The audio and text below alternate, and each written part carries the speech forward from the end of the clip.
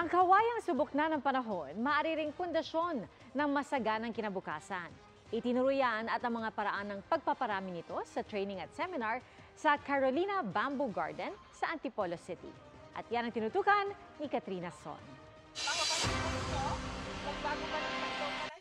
Madalas ihalin tulad ang mga Pinoy sa kawayan, hindi nagpapatinag sa mga hamon ng buhay, bagkus patuloy na lumalago.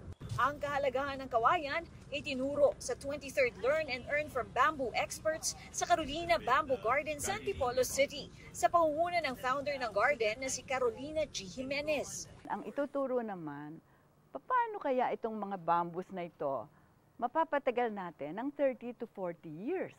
Kasi maraming nagrereklamo, yung mga kanilang bamboo houses, wala pang 5 years, bumabagsak na. May paraan pala. So, yan ang ituturo.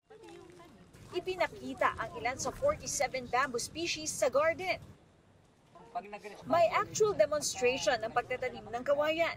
Tinalakay rin ang bamboo treatment process o paraan para tumagal ang buhay ng mga kawayan.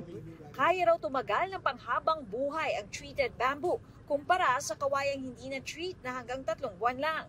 Bamboo can be used for any type of building. It can be used for houses, huge event centers and pavilions. But in order for it to be used correctly, we need to make sure they're safe and strong and resilient.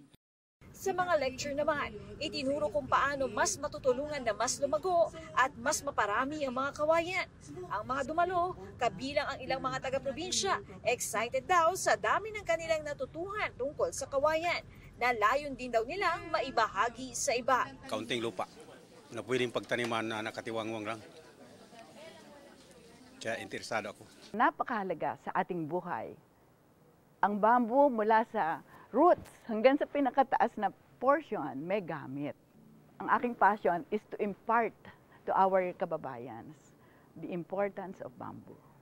Para sa GMA Integrated News, Katrina Son, nakatutok 24 oras. Mga kapuso, manatili nakatutok sa balita anumang oras. Mag-subscribe sa GMA Integrated News sa YouTube. At sa mga kapuso abroad, samahan nyo kami sa GMA Pinoy TV at sa www.gmanews.tv.